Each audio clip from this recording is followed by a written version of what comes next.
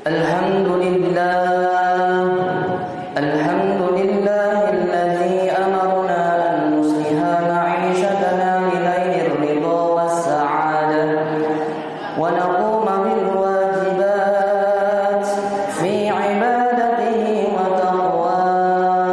Asyhadu an la ilaha illallah wahdahu la syarika lah wa asyhadu anna Muhammadan abduhu wa rasuluhu man la nabiyya ba'dah.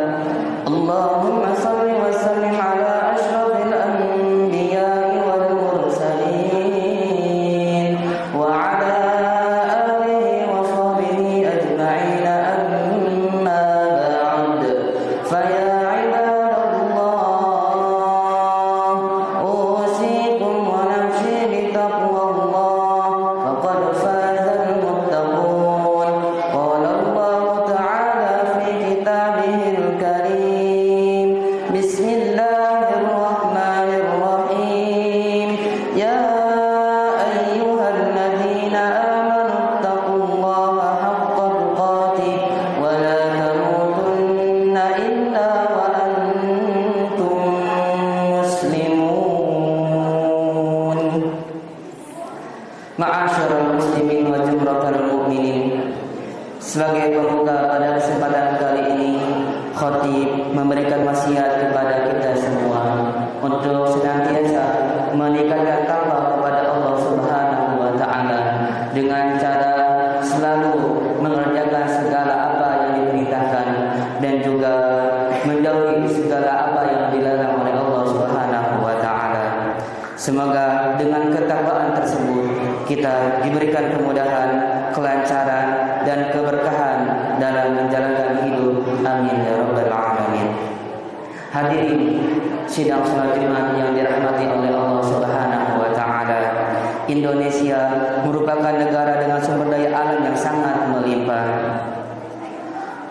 Menurut Badan Pangan Nasional, Indonesia memiliki 100 jenis karbohidrat, 200 jenis kacang-kacangan, 450 buah, dan 250 jenis sayuran dan jamur.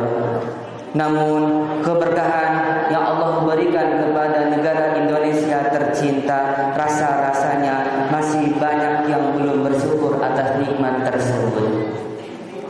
Berapa banyak sampah yang bisa kita lihat di jalan raya, di rumah sakit, di pasar, dan di tempat-tempat yang lainnya, yang itu adalah bahan atau sisa makanan yang tidak pernah dipakai atau digunakan oleh kita sebagai manusia. Tidak hanya berhenti di situ, terkadang masyarakat kita masih banyak yang membeli jajanan ataupun bahan-bahan makanan bukan karena lapar, tapi karena untuk mengumpulkannya saja di rumah. Sedangkan di rumah masih banyak stok makanan yang masih bisa kita konsumsi bersama. Perbuatan tersebut di dalam Al-Qur'anul Karim disebut sebagai manusia yang boros, sebagaimana firman Allah Subhanahu wa taala di dalam surat Al-Isra ayat 27. Innal mubazzirina kanu ikhwanasy syayatin wa kana asy-syaitanu li rabbih kafura. Sesungguhnya orang-orang boros adalah saudaranya setan, dan setan itu sangat ingkar kepada Tuhannya yang Maha Esa. Ayat ini menurut Imam Jalaluddin Al-Mahili dan juga menurut Jalaluddin As-Suyuti dalam tafsirnya yang berjudul Tafsir Al-Jalalain menjelaskan, sesungguhnya sifat boros dalam diri manusia itu sudah ada sejak zaman Nabi Adam. Kemudian orang-orang yang boros hidupnya berjalan pada jalan yang sesat ataupun mengikuti jalan setan.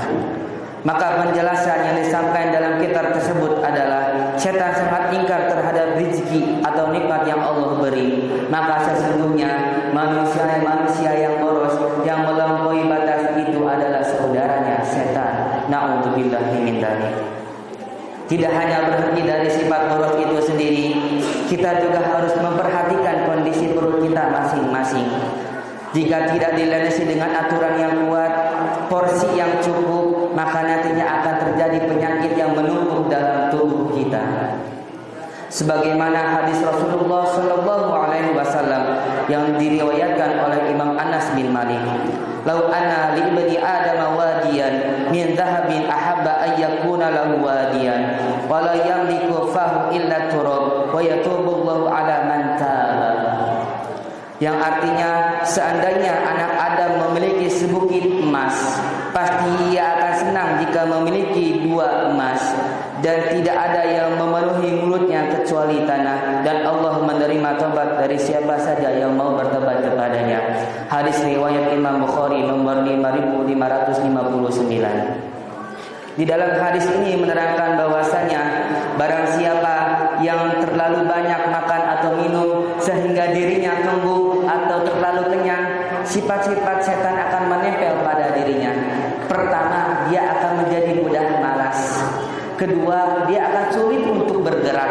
Yang ketiga, dia akan lalai untuk berbuat kebaikan. Hal ini juga disampaikan oleh Imam Fuad Abdul Waqi dalam kitab A'duru wal Marjan, bahwasanya orang-orang yang merasa dirinya takwa, merasa dirinya beriman kepada Allah Subhanahu wa taala, tidak hanya menjaga kebersihan tapi juga menjaga dirinya dari penyakit, yaitu dengan salah satunya adalah menjaga pola makan. Kita bayangkan penduduk Indonesia ada 270 juta, begitu banyak. Apabila ada 1 butir nasi yang tidak dimakan oleh kita, kita hitung dengan jumlah penduduk di Indonesia yang 270 juta, ada berapa banyak nasi yang bisa kita makan, ada berapa banyak nasi yang bisa kita lahap, andaikan makanan itu tidak dibuang atau tidak disia-siakan. Oleh karena itu, jamaah rahimakumullah sekalian, mari kita terus tingkatkan takwa kepada Allah Subhanahu wa taala, menjaga diri kita dari segala perbuatan yang murka, menjaga diri kita dari segala keburukan-keburukan, salah satunya dengan menjaga sifat qanaah dan juga sifat boros, dan terakhir adalah menjaga dari makanan-makanan yang tidak sehat atau kurang bergizi. Kemudian dalam kitab Syarah Nabawiyah karya Ibnu Katsir di situ dijelaskan ada beberapa larangan yang sebetulnya perlu kita perhatikan bersama dalam memilih makanan. Bahwasanya Imam Ibnu Katsir menjelaskan makanan yang halal adalah makanan yang terbuat dari tumbuh-tumbuhan, dari tanaman-tanaman yang itu diolah langsung dari hasil bumi, bukan yang dihasilkan secara instan ataupun dari produk-produk bingkisan. Kemudian kita bisa makan sebelum lapar dan berhenti sebelum kenyang. Tidak hanya itu, bahwasanya beliau juga menjelaskan ketika kita minum yang dingin, maka makanlah yang tidak panas. Sebaliknya, jika kita makan makanan yang panas, jangan sampai kita minum yang dingin, karena itu akan menyebabkan beberapa penyakit, diantaranya adalah penyakit perut seperti mah, kista dan sebagainya. Oleh karena itu, hadirin rahimakumullah, kita beribadah kepada Allah Subhanahu wa taala tidak hanya dengan harta, tidak hanya dengan anggota badan, tapi dengan seluruh tubuh dan jasad. Baik telinga yang mendengarkan hal-hal yang baik, mulut yang berzikir dengan hal-hal yang baik, mata melihat dengan hal-hal yang baik. Insya Allah seluruh tubuh kita akan semangat untuk berbuat kebaikan. Amin ya rabbal alamin. Semoga kita semua menjadi hamba-hamba Allah yang senantiasa bersyukur, berkomitmen menjadi muslim yang taat, dan menjadi seseorang yang sehat baik dunia dan akhirat. Barakallahu li wa lakum fil Qur'anil azim wa nafa'ani wa iyyakum bima fihi minal ayati wa dzikril hakim. Aqulu qouli hadza wa astaghfirullah li wa lakum fastaghfiruh innahu huwal ghafurur rahim. Allahumma shalli ala